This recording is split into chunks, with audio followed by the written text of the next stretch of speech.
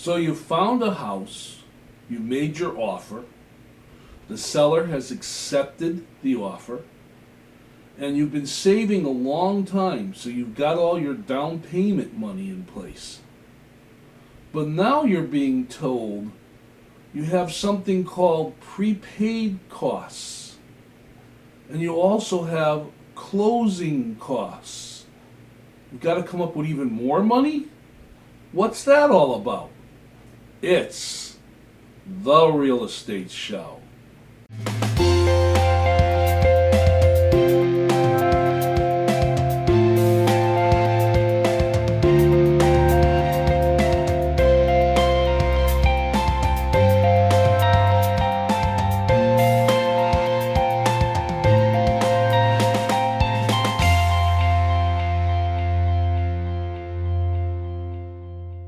Welcome to the Real Estate Show. My name is Rick Naples. I am a broker here in the state of Connecticut and owner of Zone Realty LLC. You zone your home. Well, like I said in the beginning, you've been saving a long time to buy a house, and you finally feel that you have all your monies in place to move forward. So you go out and you start looking with your realtor. You find a home. You decide that that's the home you want to buy. You put together your purchase offer, and luckily the seller accepts your offer. You're all done, right? Well, not quite. There are several other steps, as I've talked about here on the Real Estate Show, that you need to go through in order to get to what's called the closing. Now, what is a closing? Well, it's what it sounds like. It's closing the books. It's closing the transaction. In other words, everything that has to be done has been done, and you're now finished. It means that you're going to get the keys to the house that you've just purchased, and you're going to be able to move in. Realtors love it when the mortgage officers tell them that we have a clear to close. When we hear the words clear to close, that basically means that everything's in place. We are now ready to go meet with the attorneys, sign all the mortgage paperwork if a mortgage is involved, exchange monies, get our keys, and then go move into our house. But before that happens, there are some other costs that you might not be aware of. Now, sometimes some of these costs can be built into the closing costs, which are the funds you're going to need to pay all the different parties and all the different things that are involved in order to close your real estate transaction. But sometimes they're not in those closing cost totals. I want to talk about what we refer to as prepaid costs. Now, there's two that I'm going to talk about, the two main ones. First one is the appraisal. If you're financing a home, the bank is going to require that an appraisal be done on the house. This is to make sure that what they're investing in other words, the money that they're going to forward for the mortgage, is the right amount of money for the worth of the house. No bank's going to loan more money than what a house is worth. So they're going to hire an appraiser. Sometimes the appraisal fee can be built into the end closing costs that you pay at the actual attorney's office, but sometimes it's not. Sometimes you need to write a check and pay for that separately. And that could be anywhere from $500 to $700 or anywhere in between. And it sometimes catches people off guard that they've got to write a check for that. The other prepaid cost, which does not get involved with the total end closing costs, is your inspections. Now, the inspections are done for your benefit. This is your opportunity to see what it is you're actually buying. So you're going to hire someone that's a home inspector. Now, that's just one inspection. The home inspector is the main one. That's the individual that you hire that's going to go through the house from top to bottom and give you a report that lets you see exactly the condition of the house and what it is that you're going to be buying. It also gives you an opportunity maybe to negotiate on any kind of items that you feel are a concern. Within that home inspection report, there might be some other inspections that you want to have done. There could be a radon test for radon gas. You might want to have a termite or pest inspection done. And if the house has a well or it has a septic system, you might want to have those inspected too. And all those inspections are going to cost you. So you're going to be writing checks for those things. How much? It depends on how many tests you're going to have done. So I always say to my buyers, put aside like $1,000 just for all the incidental inspections you may want to have done. I always get the question from buyers in that, well, I haven't even moved forward to get the keys to the house and already I'm writing checks to pay for inspections. Can I get that money back? And the answer is maybe.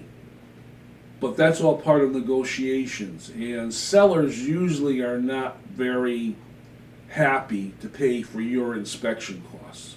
So that's money you're going to lay out. And it's good money to lay out because if you're getting ready to purchase a $100,000, $200,000 or more property, you want to know what it is that you're actually buying.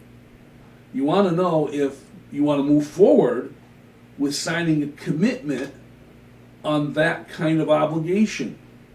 And the home inspection gives you that opportunity to really take a look at what it is that you're buying, what it is that you're getting, and feel confident in moving forward in signing that paperwork when you get to the closing desk. Let's take a look at this quick little presentation of mine, and we'll come back and we'll get into what are those actual closing costs.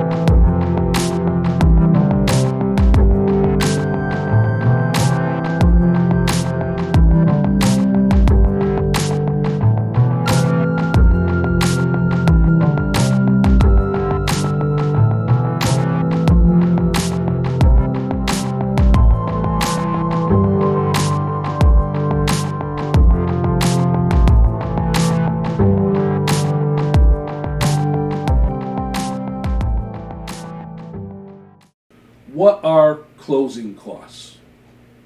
What kind of money do you need to come up with in order to make this real estate transaction finished and for you to get the keys to the house you're going to buy? What kind of money should you have available? Well, we talked earlier about having your down payment money in place. But now we have closing cost money. Now, what are the closing costs? I mean, what are those? Well, those are the fees that are involved in paying for everything that needs to be done in order to make this transaction happen. Everybody's got to get paid for doing their part to make this a reality for you. So you're going to have a bunch of dollars that are going to be due at the closing table in order for you to get the keys for the house. Now, there's simple closing fees Obviously, your attorney has to be paid. The realtors make commissions. You're going to have taxes that are going to be due. You're going to have little incidentals that are going to be due. One of the ones that catches a lot of people off guard is if you're purchasing a home. Most of the homes here in New England have oil fuel. And if you do not remember, or if your realtor is not aware, a lot of times the seller is not going to give you the oil they've paid for that's in the tank when you close on the house. So they're going to ask you to pay for the balance of the oil that's left in the tank. That's a negotiable item, but sometimes it does catch the buyers off guard because they say, well, what do you mean I got to come up with another $400 for oil? That's one of the closing costs that you need to kind of be aware of. Now you're going to have other costs that get involved. Like I said, there's all the fees that are involved. There's processing fees that get involved. Of course, the mortgage company has to be paid their application fee. You may have the appraisal fee built in. Sometimes you pay that outside, sometimes that's in. You're going to be looking at incidental fees, the pluses and the minuses, the adjustments for things. All those things get involved, and it comes up with your total amount of closing costs. Now, how much money should you put aside for closing costs? Well, when you went to get your loan, they told you, depending on the loan that you're getting, you need 3% or 3.5% or 10 or 20% down, whatever the closing or whatever the down payment amount of money is that's required for the loan. A guideline for closing costs usually is to take the sales price of the house, the price you've agreed on, and take 3 to upwards of 6% of that amount and use that as your target money to put aside to cover all those incidental closing costs. So if you're doing, let's say, for instance, a standard FHA style loan on a house, and it's a 30-year mortgage, and your FHA loan requires 3.5% down of the selling price, it's a good idea to double that amount when you're going to buy the house so that you have that money available for all of the costs that could get involved. Now here's an interesting thing about closing costs and all those numbers. Sometimes you can negotiate those costs with the seller. It depends on the house that you're buying and the seller's position. Your realtor can structure a deal or a proposal in the purchase and sale agreement that asks for the seller, out of the proceeds they're going to get from selling the house, to pay into it or pay back or credit some of those costs that you're going to incur as the buyer in order to move forward with the deal and close. Now, how much? Well, that's a negotiation thing. You can ask for it all. You can ask for part of it. There's limitations as far as what program you're under, so you want to talk to your mortgage officer and your realtor about that. But if you're worried about, you're stretched pretty thin, you're putting everything into the house that you can for a down payment, and you're worried about the additional funds for closing costs, sometimes you might want to try to negotiate those costs with the seller. Now, I put together this little, it's kind of a itemized list presentation of the different types of closing costs that there are that you should be aware of. Now, I do want to make one particular point. Closing costs differ based on the situation of the house that you're buying. So not all of these may be included in your closing cost, but I did want to show you what those closing costs could possibly be. Let's take a look.